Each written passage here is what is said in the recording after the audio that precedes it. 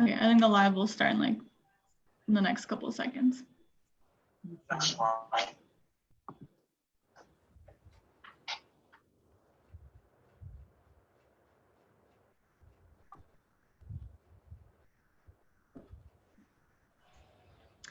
Salam alaikum azizan, khosh amadin.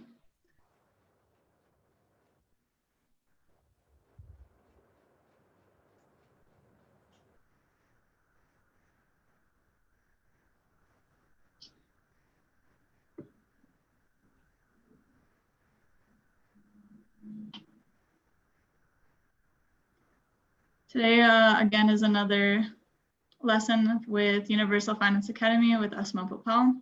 I'm just waiting for Sohail TV and Bahar TV so that they can stream me as well. And hopefully today will be a useful lesson that will help everyone.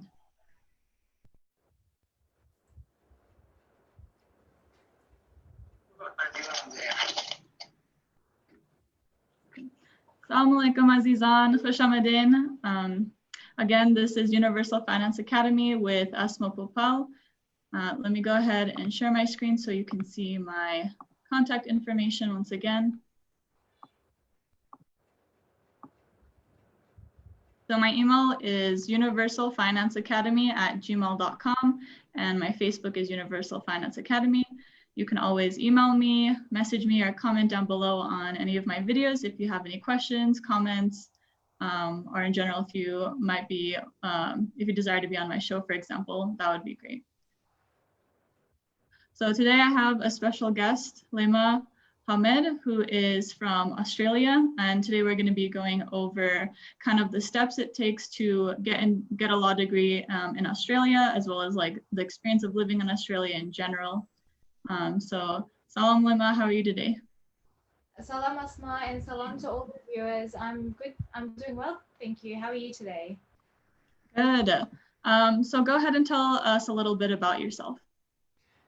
Firstly, thank you for inviting me to be a guest on your show. So just a bit about me. I migrated to Australia at the age of 9 in 2002. I studied my schooling in Australia. So I started from grade 3, and in Australia we have the primary schooling and then we have the secondary schooling. So the primary school starts from preparatory, or as we call prep, to grade 6. And then we have the secondary schooling, which is grade 7 to grade 12. And then students can choose to either study at university or do vocational education and training, which includes TAFE, RTOs, and apprenticeships. So TAFE and RTOs, they're just training providers, and students can choose to do like certificates. So when I completed my high schooling, I had a few different career goals.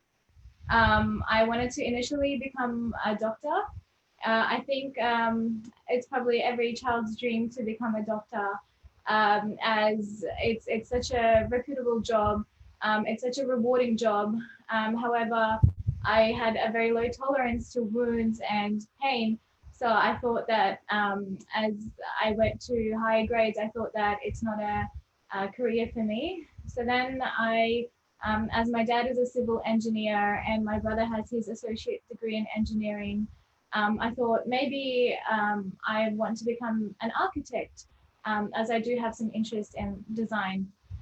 However, throughout my schooling, I had graphics class, and in my graphics class, I didn't enjoy it as much as I enjoyed my other subjects. So again, I thought that maybe this is not the pathway for me. And then finally, when it was around in grade 12, I looked at all the different careers that I could choose and all the different bachelors that I could study after I graduate. So I decided that I wanted to study justice and law, as I also have a social background, a social work background. And I just thought that it would be a very interesting area.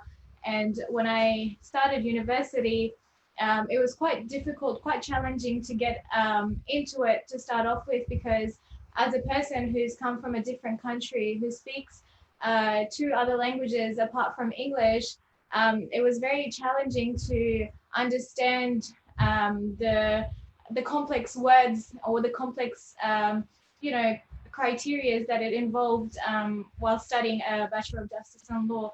However, that was only through the first year.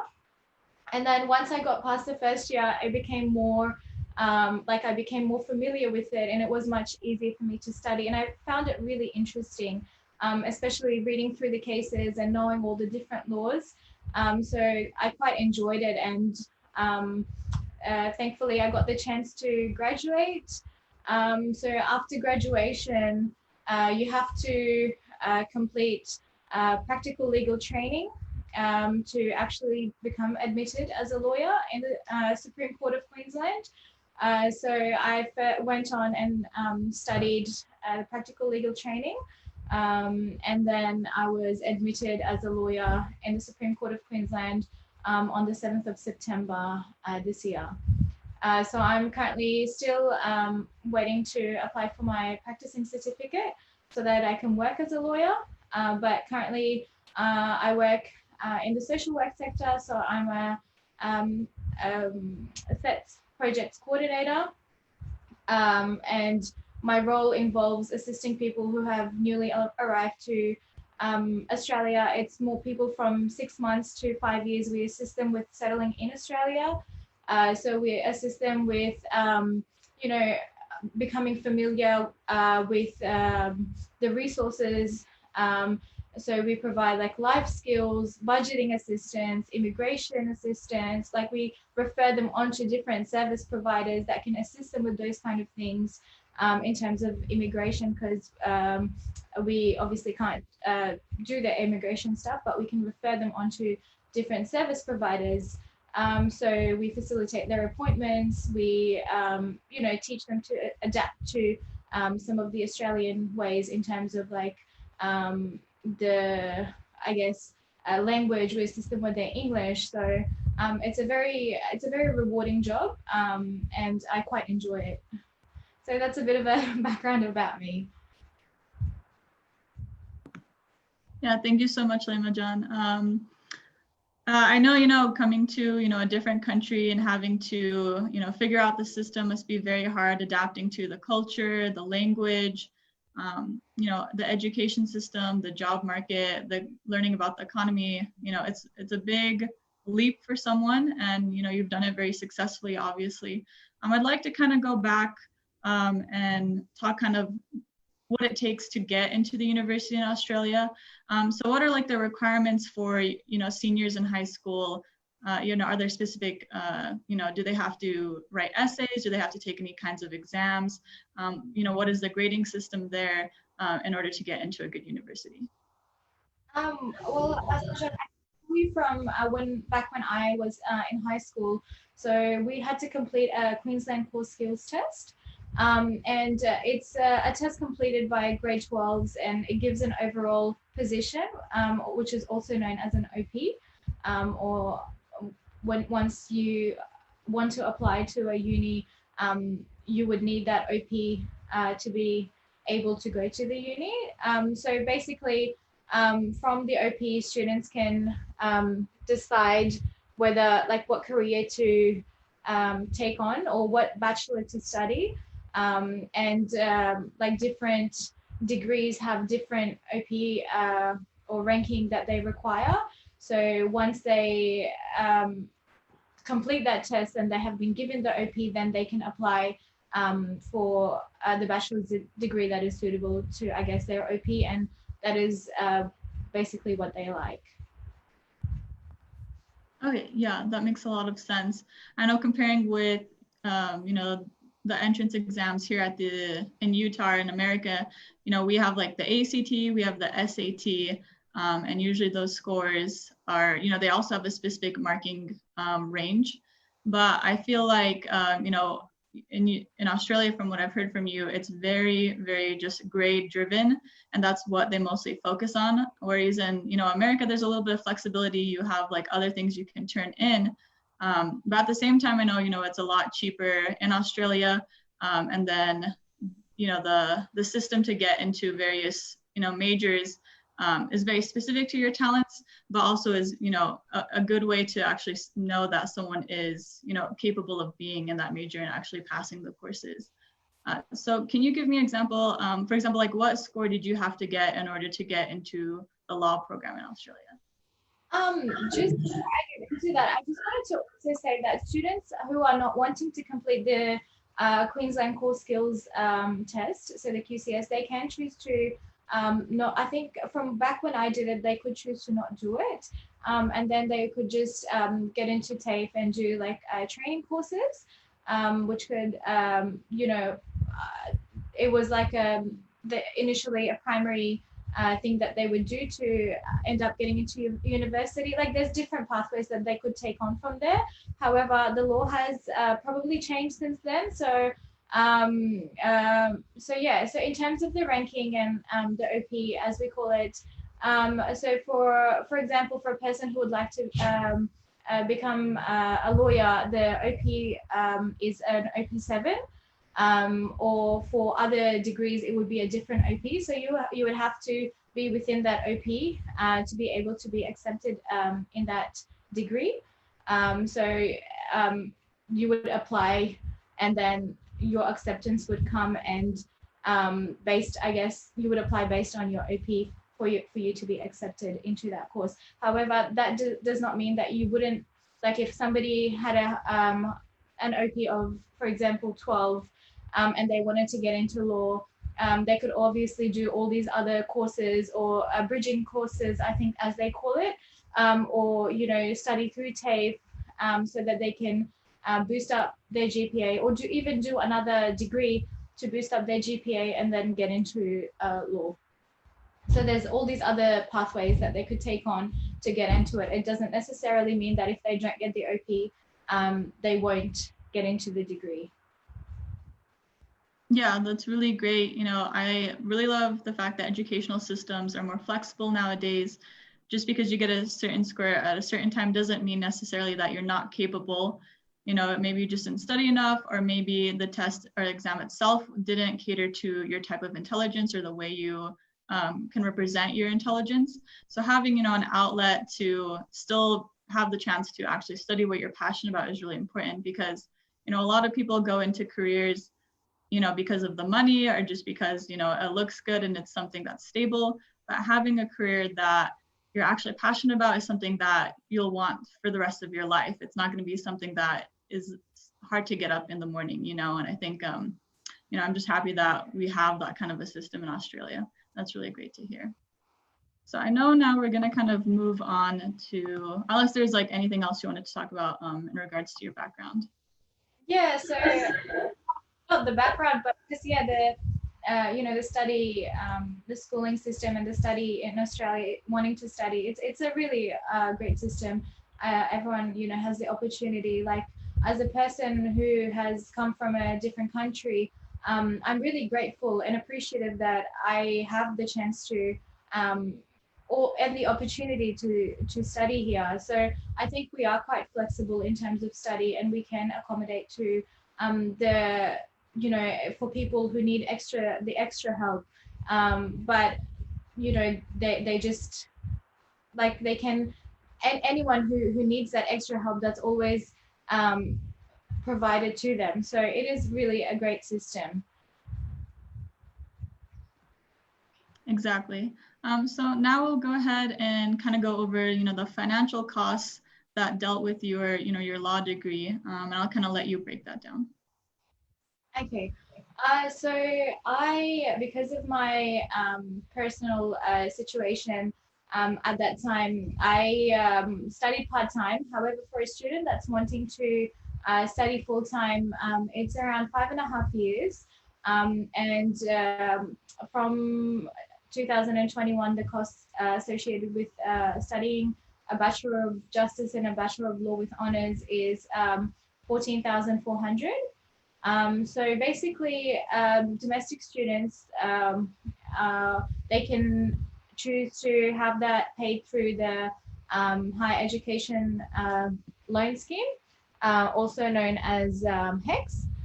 Higher it is the Higher Education Contribution Scheme or the Higher Education Loan Program, which is the HEX or HELP.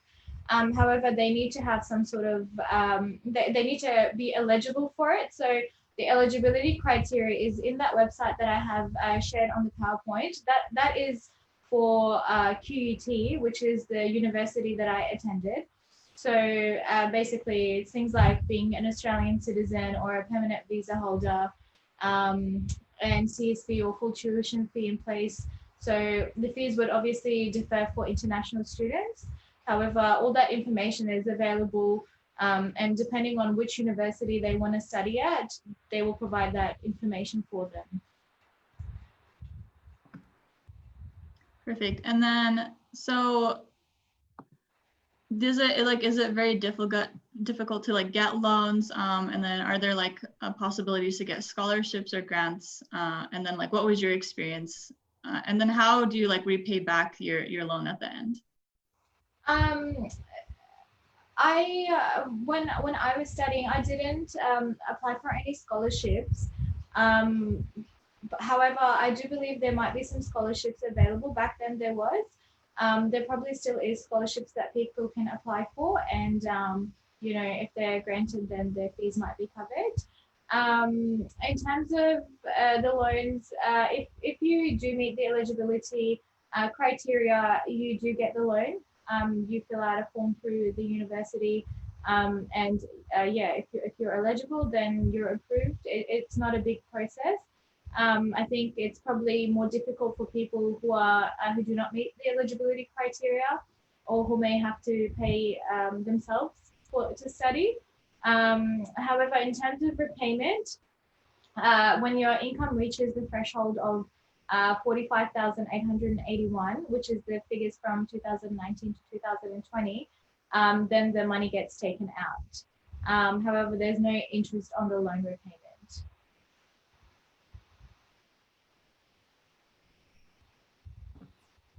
Okay, perfect. I'm going to go ahead and share that website that you sent me so we can kind of go through the various type of loans that, you know, the Australian government provides. So if everyone will just give me a second and I will share that with everyone.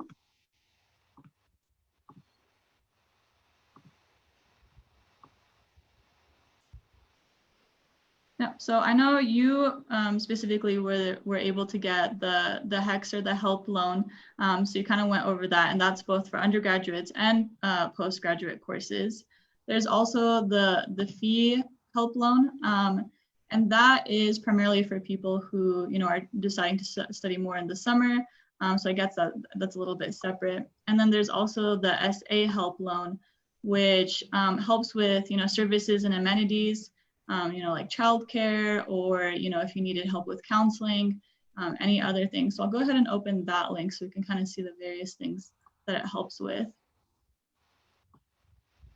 Yeah, so, you know, the SA loan, it can help with childcare, food services, financial advice, sporting and recreational activities, employment and career advice. So that is interesting. And obviously you can see like the eligibility, you have to be an Australian citizen. You couldn't just, you know, be like coming there for a study abroad program or anything. And then it is for your higher education. And it's a separate application compared to the other loans. And then we'll go ahead and keep looking through the website real quick. So as you can see, you know, the website gives very specific details on the steps to, you know, apply for applications, what kind of fees are associated, if there's interest or not, and then any kind of other questions that you might have, you can be able to use the website. I think, you know, anyone, whether you are in America or in Australia or any other country, make sure to look at any resources available to you ahead of time before you apply for, you know, anything, whether it's for the school itself, for a loan application, or, you know, just getting into a specific program. Make sure you understand the requirements, if you're able to meet them on time, and then, you know, the long-term implications and consequences. I know a lot of people who went into, you know, a four-year degree and didn't really think about the total cost at the end. They didn't really apply for scholarships, or they didn't, apply for grants, or there weren't ones available like Lema.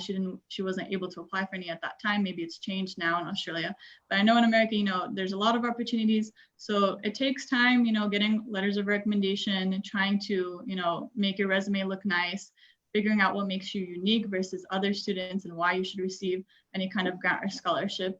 But take the time because, it's very necessary. You won't go into debt, and the interest rates continuously every year are increasing due to inflation.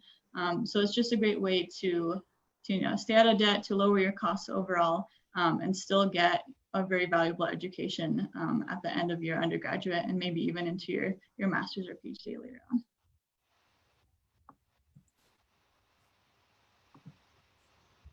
So I'll go ahead and share back the screen with the financial costs, and we can talk a little bit more about that. So the fees differ for international students, you said.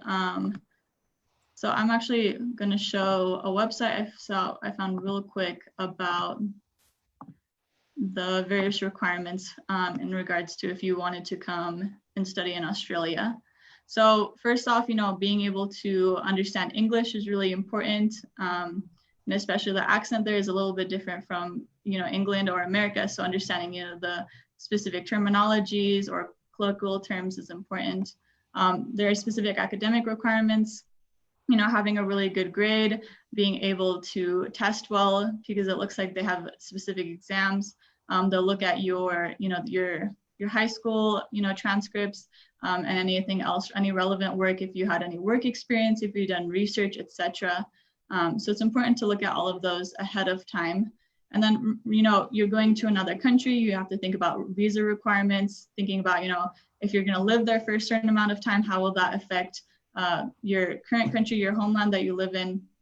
You think about, getting health insurance, any kind of, emergency planning, making sure to do that ahead of time, especially now with COVID. A lot of people aren't able to travel. So if you decide to travel in the next, 6 months to a year, understand the risks that are there, and, plan ahead. Don't go without any kind of like emergency plan, any kind of insurance.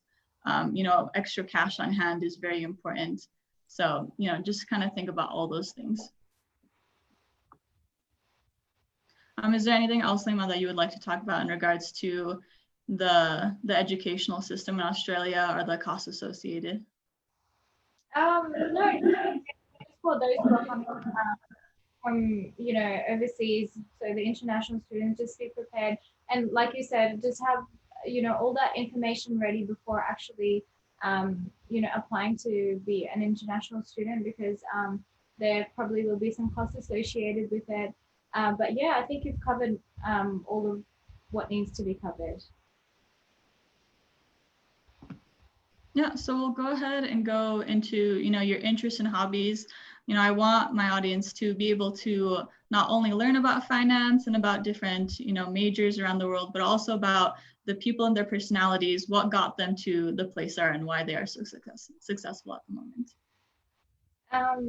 Okay.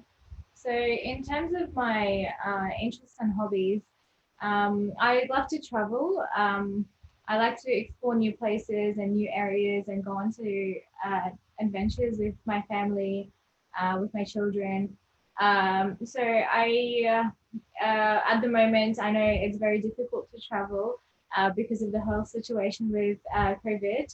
However, I do like to explore the different areas of within Queensland. So I think as the borders will be opening, I'd be traveling into different areas. And the other thing that I quite enjoy is spending time with my family and taking my parents out. It's very rewarding to go with my parents. I'm very family orientated. So I quite enjoy spending time with them, taking them out, showing them new places. And the last thing, which I really quite enjoy, which I have not done for quite some time due to being busy as a person who works and as a person who's just finished studying, and as a mother, is reading. I quite enjoyed. I think reading helped me a lot while I was studying. So it really enhanced my English. It helped me with the, with all the work that I did. I think the more I read, the more it assisted me with my English. So that's something that I quite enjoy, and I'm looking forward to when I get some spare time to read some new books and some new good stories. Yeah, that's really great. So as someone who's studying law, what is your take on like learning about different cultures, languages? I know that you work with like refugees and immigrants. I know, how is that important to the overall experience? A lot of people, when they go into a specific career, they don't really think about, the worldwide view or a global view in regards to how they're impacting whatever area that they are currently working in. Sorry, Asma, you cut out a little bit. Can you repeat your question? Yeah, of course. Can you hear me better now? Yeah. Perfect. So, I really love the fact that you love to travel. I think a lot of people around the globe, they're very comfortable staying home. They know the language, they know the people around them, how to travel around in their country or their city. So why do you think it's important to, learn about different cultures, languages, meet new people, travel new places, and how does that impact, your current position? I know you work with refugees and immigrants, and I think it's very important to be able to connect with other people no matter what kind of area or major you're studying in or what kind of job you get. So I kind of wanted to know, how does, you being able to, travel and learn about other people, how does that help you be successful in your current career? I think it's really great when you travel, when you get to experience new cultures. It just gives you a whole new perspective. So it's I think you understand more, you empathize more. So I think it's and like even though just recently I haven't been able to travel anywhere else, but just working with people from diverse cultures, it's helped me a lot because it's assisted me in learning about the different cultures. I think it's quite important in whichever um, career we take on. It's important to know all these different diversities and all the different cultures and all the different practices, because it just helps us with the way we work and the way um, we understand. It builds our knowledge, and I find that it's just really great to know about all these different cultures, knowing different people from different, and it's very nice to know that all these cultures exist. So I think I find it quite interesting, and I think it's worth knowing, and it just shows that we have that diversity because Australia is a very diverse country. So it's great to know all the different cultures and be more open about it. Yeah, I completely agree. I know, here in the US, everyone calls it like the melting pot, but, everywhere, past 2 decades, people have been traveling all around the world, moving to other countries, learning new languages. So it's going to impact any person, no matter where they live, really. Here in Utah, we continuously discuss the fact that, specific majors don't have as much diversity. I know in STEM, because I'm studying biology, there's always that discussion of having, more women scientists, more, people of color, people of different backgrounds and different, thought processes. And that's important because of the fact that, everyone has their own way of being creative, their own type of intelligence, their own ways to contribute to either a team, to a research project, to a law firm, etc. And overall, without diversity, we wouldn't be able to, resolve conflicts, figure out ways to bring people together. So I think it's really important. And a lot of people who are unsure of their abilities, just because you see a lot of, mentors or supervisors or professors in a certain way, they're different from you, it doesn't mean that you in the future can't be in that position as well. And you should, continue to strive to become better, to, be able to adapt to your environment, to be flexible, and to show, how you're special, what are your strengths, because without that, we wouldn't have so many amazing people around the world, whether they're politicians, artists, scientists, entertainers, etc. So don't feel that because you don't see people like you in a certain position or in a certain major, in a certain job or career, that you yourself can't get into that position in the future. And when you are in that position in the future, you will then be a role model for people like Lema is, because, I know you kind of talked about how a lot of people didn't think you would be able to get into law school, but, now you're able to, and now you're, fulfilling your passion, fulfilling your goals and your dreams. And now you're someone that other, young females and girls can look up to. I think also it's important to know that diversity is what builds us. I think each person has their own talent. They have their own area which they're good at. If we work individually, we won't get to a point where we should. But if we work as a team, if we work with diversity, because people have different talents, because people have different skills, and if we all unite, that is the best way to advance and to move ahead than just working individually. And we can all bring our talents and different skills to the table to, build a better future. Not only for ourselves, but also for our children and our grandchildren. So I think it's the best thing to know, like it's the best thing to take into consideration is to be open to that form of diversity, to acknowledge different talents, to acknowledge different skills, different cultures, because that will assist us in building our future. Yeah, that's exactly, I hope a lot of people, turn to that mindset, especially, with the coming generations and how many things that we need to resolve around the world. And then your third, point, I have the exact same issue, reading for fun or reading new literature to learn something new has been very difficult with school, because we're always reading, very, intensive textbooks, news articles, research papers. I'm sure you have to read a lot of, like law, court cases. So, why is reading something that you really love? And then what are some of your tips in regards to studying, or just in regards to, being a good student to get to, to get into the major you want, or to accomplish the goals that you want in the future? Yeah, I think reading is definitely something that everyone should, try, because reading really does assist with, advancing your skills. It like I pick up words when I read, and then when I was back at uni, and when I was writing an assessment, I would be writing it, and then all of a sudden a word would pop up in my head, and I'd be like, okay, I can use this word, because that word wouldn't be something that I would normally use. However, because I have done the reading, I've become more familiar with the word, and it's stuck in my head, and I can use that word for a better sentence.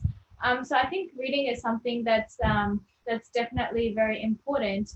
And as to the second part of your question, I think in terms of studying, like a message would probably be to just be persistent, just work hard, don't give up, because often along the way you might have people that will tell you that you can't do things, that you can't study a degree, or you might have things that might prevent you from studying. But if you truly want to do something, do it. I think the only person that's stopping you from doing, completing a degree or doing something that you like is you, because you need to have that mindset that, okay, I like this, I'm going to do it. I mean, from my experience, when I was studying, I was working 2 to 3 jobs.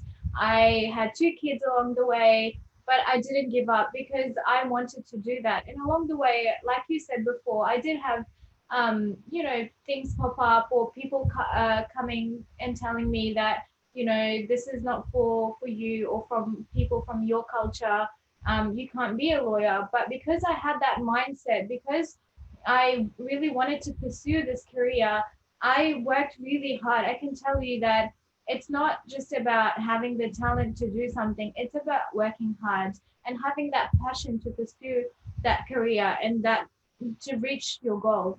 So I think it's very important to have that motivation. If you want to do something, don't let anyone stop you from doing it.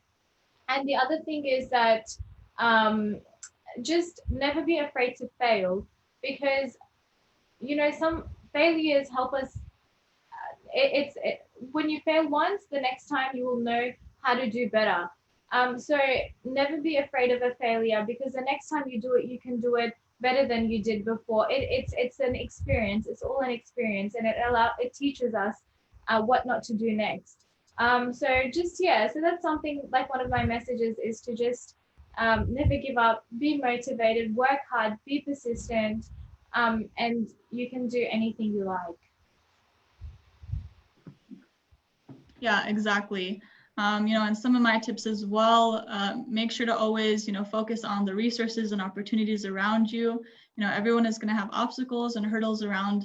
And, that's part of life. That's how you grow. And, having that growth mindset, like Lema was saying, is very important. If you keep yourself in kind of a fixed mindset, you're always going to think that you can only get so far in your life. And that's it. That's how far you're going to go, because you're not able to see the different outlets or the different opportunities. I don't know, very in regards to what, Australia has in regards to resources, but here in America, in high school, you have counselors, you have mentors in regards to your teachers. You can join clubs, you can do volunteer, you can shadow people ahead of time. You can, do summer programs where you can learn about, specific majors if you wanted to. So if you have those opportunities, take them, especially, if the school will pay for it, or if you can get some kind of fee waiver. And don't think because of your socioeconomic status, or, if you're a female, or if you, have a disability, or, you learn a different way, push that all aside, because that's not really an obstacle. That's more of an excuse. You are capable of doing anything, and you just have that growth mindset, and get the help you need. If you have a disability, for example, there are resources that will allow you to take exams longer, for example, or will allow you to take have extra resources that you can take with you. And then if you come from a different culture or background, just because people have this kind of previous idea of what like women can do, or what a certain person from a different culture can do, that doesn't mean anything, because we're always changing, everyone's evolving, the world is changing, and we need to kind of focus on what we can do now. Don't fix on the past. And then, in university, again, you have like career services. I did a video last week about, everything that they help with: resume building, getting internships, and then, focusing on building your strengths, learning how to interview, learning how to apply for, master's degrees, PhDs. Those are all important, and looking at those resources are part of, you being able to focus and really understand what you want to do in your future. And then, as like me and Lema were saying, reading it and learning just in general, like you don't have to read. You could, watch YouTube tutorials. You could learn how to, code, learn a new language, volunteer somewhere where you'll get, maybe service skills, or community skills, leadership skills, communication skills. Don't focus on just the obstacles, focus on the opportunities as well, and focus on that growth mindset overall.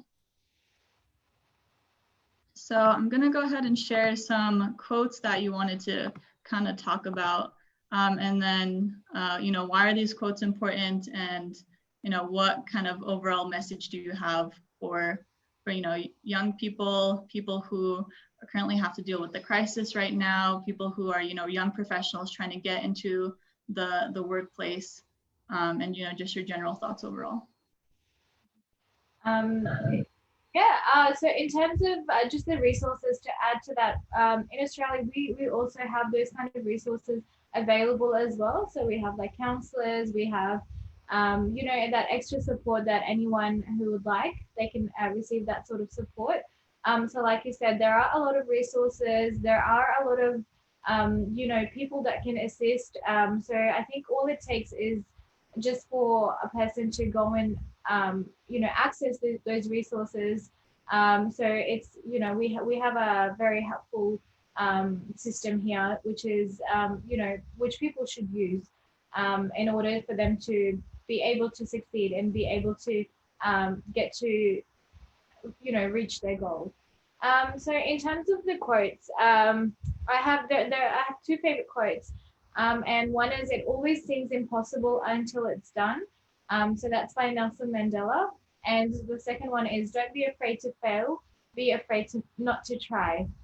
I think it's so important to give something a go. I think often we all have this within ourselves that we might see something and say, okay, this person can do it, but I can't do it. If we see someone else doing something, we say, that's impossible for me to do it, but it's not. If you really work hard, if you really try hard, if you have the passion for it and you do it, you can actually reach that goal. You can actually achieve what you want to achieve.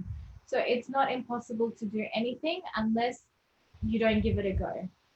And the other one, in terms of not being afraid to fail, failures are, like I said before, failures are a learning experience, because if you fail, that assists you in not doing that, in not making the same mistake again.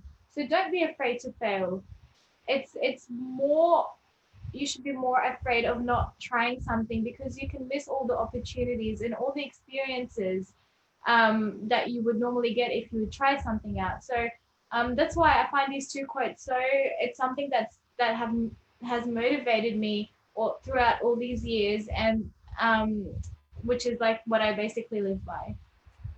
And it's something that I would like to, put it out there to all the youngsters, or all the people who are wanting to start their career, or who, you know, who are at the moment indecisive about what they want to do, and they're not sure whether they can do it. It's something to look into. Just try your best. If you can't, it doesn't matter if you can't do it. If you try it and you're not able to do it, then at least you know that you have tried it. But if you don't do it to start off with, then there could be so many opportunities that you have missed. So it's always important to give something a go. Yeah, I think these are the first time I've actually read those quotes. I'm surprised because they're from very famous people, but I'm really happy that I did get to learn about, not only what it takes to try something new, but also, the importance of failure as well. A lot of people, when we think about what it means to succeed, we think about, the first launch of, the astronauts into the moon, or we think about, when a country like wins their independence, we think about when we have a new technology, such as, smartphones now are so modern, but no one ever thinks about how many failures had to occur before we got that end result. Before we got a stable rocket that was safe, that was able to return back to the earth, before, countries were able to understand how to develop their economies, how to, trade internationally, have diplomatic relations with other countries, make sure that their people are, stable and happy and are doing well. And then, just in general with, everyday success, everyone has to achieve a certain amount and has to fail a certain amount in order to get where they are. And I know, like, people nowadays, studying online is very difficult. I know I've had trouble, focusing on classes, making sure that I read all my material ahead of time, and, really paying attention and trying to absorb that information has been difficult, because this type of learning is not the type that I usually succeed with. But I've pushed myself, and I figured out ways to get around it. Instead of reading the textbook online, I've decided this semester to actually get it, in person, so I can have it physically, sit down and actually pay attention in regards to, working with other people instead of, just texting each other and getting things done on our projects. We actually have Zoom meetings every week where we see each other and we work together, we voice our opinions, and we, successfully accomplish, our problem sets, our our presentations, our essays, etc. You know, and then again, like that failure is important because once you failed, you now have, you know, kind of grown, and now you can, you know, you have a strength versus a weakness. Before you were weak because you didn't understand, you know, how something would, you know, for example, if you were building a car, you know, you didn't understand like why it would break down. But once you tinkered with it and you figured out why it's, you know, not working, now you're able to, you know, create something new. You know, like Tesla, they're very innovative. They're creating, you know, cars that are, you know, just on electricity that might potentially be able to fly, who knows, in the future. You know, take those big world examples around you and see how, you know, companies are failing, see how governments are failing, see how people in, you know, very high positions are failing, and what they do then to succeed. And if they don't succeed, how can you, if you were in that position, do something different to do it better or to be successful? And then take that into your everyday life. You know, just because one day you fail an exam, you know, you haven't failed that entire class. You have time to, you know, complete your assignments. You have time to study and do well on your next midterms or your final. So one setback, one failure is not everything. Just make sure to, you know, continuously improve, continuously think of ways you can better yourself. And then, you know, you're not alone. I know a lot of people think that they're isolated. You know, you have to stay home. You can't see your family. You can't really see your friends or your professors. You know, reach out to them over technology. You have that ability now. Reach out to them, you know, don't be afraid, because I know a lot of people are afraid that they won't look like they're smart enough, they won't look like they're independent enough, or that they aren't responsible enough. You know, none of those are true.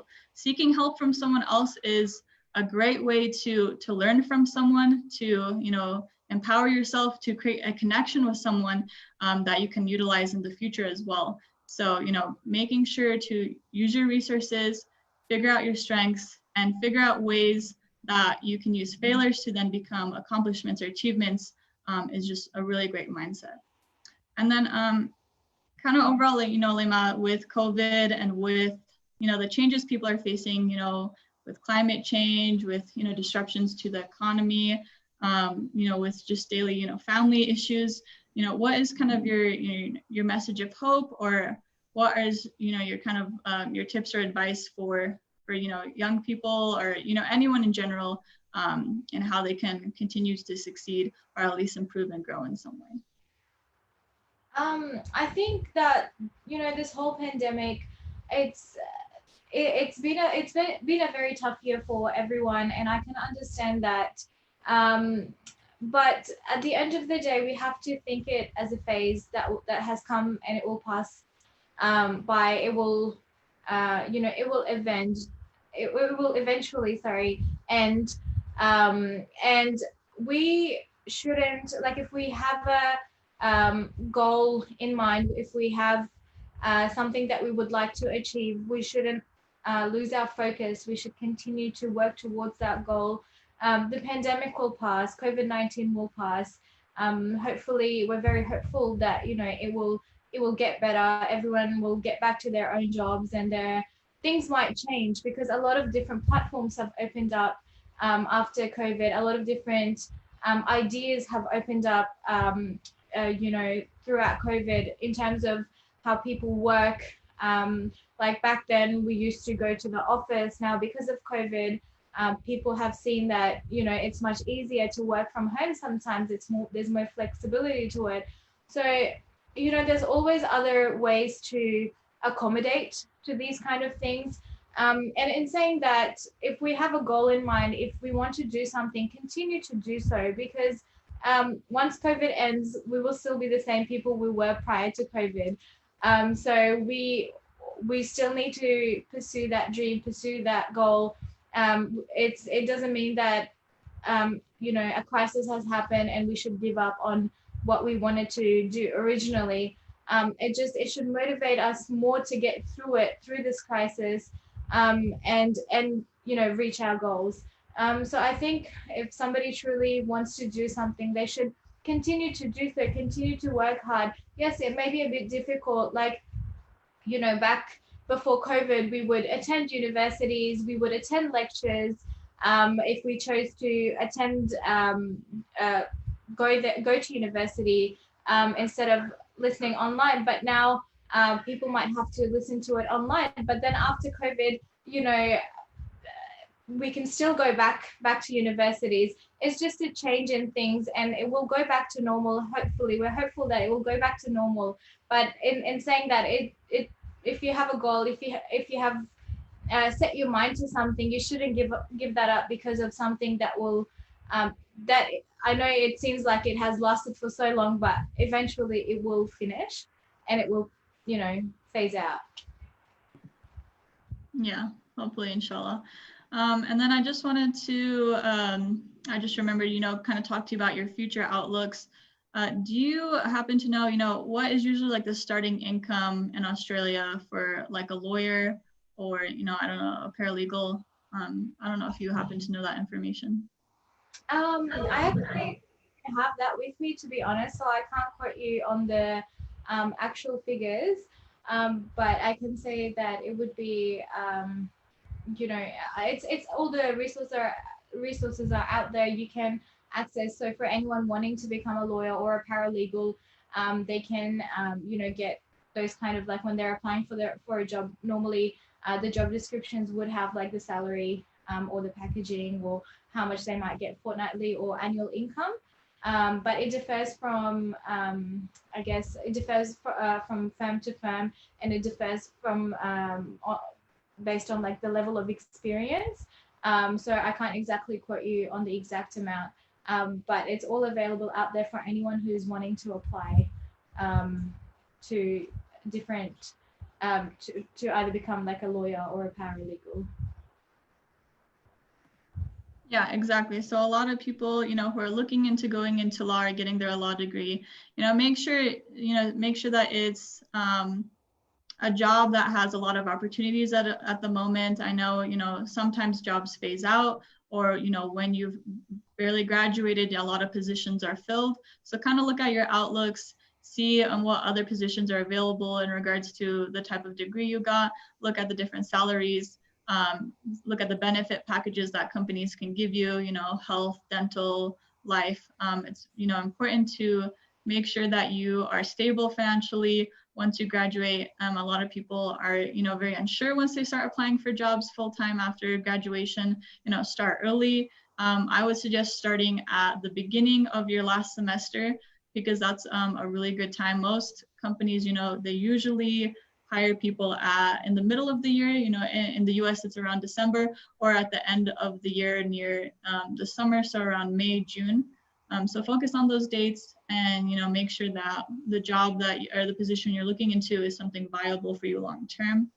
And then I want to, you know, so what are kind of, I know right now you're, you know, admitted to law school. What, after you've, you know, finished that, kind of what are your goals for the future? Do you still want to do, you know, more service or more, you know, people related work, or what kind of, you know, what are your ambitions for the future?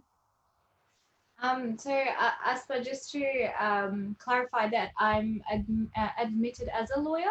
So I think in terms of like in America, being admitted into law school, from my understanding, is being admitted into, you know, studying the bachelor degree. Is that correct, if I'm not mistaken?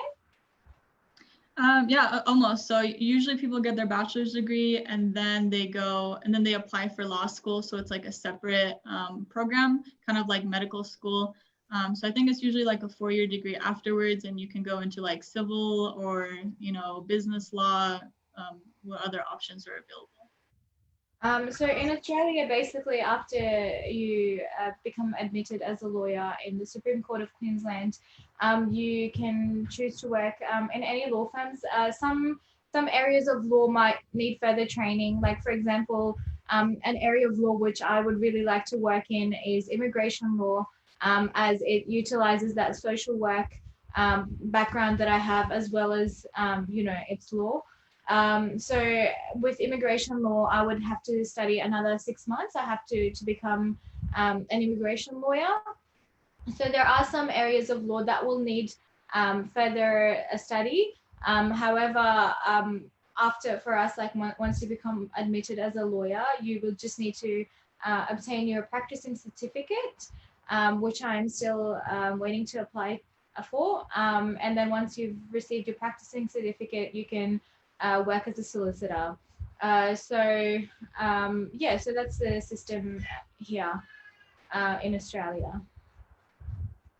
Okay, yeah, that I'm really impressed. I don't think a lot of people probably go into immigration law.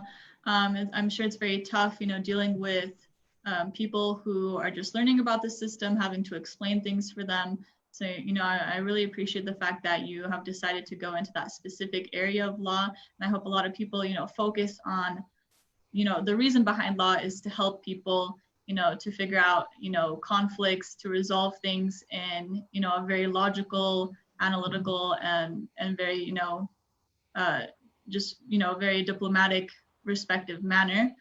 So I really appreciate, anyone who decides to go into law and, uses that knowledge and power to help people who are struggling in the future. Yeah, so tashakkur so much, Lema. I really appreciate, having you on my show. Obviously you have so much going on, but, everyone can see, you're someone who is very capable and successful and driven and responsible. And I hope, any young, men and women who are watching will kind of, see you as a mentor, see you as, a role model, and realize that there is so much, there's so many possibilities and opportunities for them, and not to stop, their goal or their dream or their passion because other people say that they, can't do it. They need to stay strong. They need to, be driven just how you were. And then they'll achieve their goal just like you're achieving it right now. So yeah, I just really appreciate it. And thank you so much. Thank you so much for having me on your show. It's it's really great to talk about all my experiences, and I would love to continue to do so. And I feel that if I can help with my story, with my experience, if I can even help one person, then that means a lot to me. And maybe they can help someone else, and who can help someone else. So it's just like a domino effect. So it's something that I quite enjoyed, and thank you so much for having me on your show as a guest today. And thank you to, the viewers. I hope this was, helpful. If you or maybe your children are looking into going into law, and either you live in Australia or you're in another country, either in the US, you might think about studying abroad, or you might think about the opportunities within the country you're currently living in. I hope what we talked about today was helpful in kind of thinking through the thought process, thinking about the requirements, and then the future expectations, future career opportunities that someone can have if they go into law school. So thank everyone for watching. Again, this is Universal Finance Academy with Asma Popal, and my email is universalfinanceacademy@gmail.com, and my Facebook is Universal Finance Academy. So please reach out if you have any questions for Lema. Let me know, and I'll ask her, and I'll have that response back to you. And I will see you next week. Allah Hafiz. Thank you.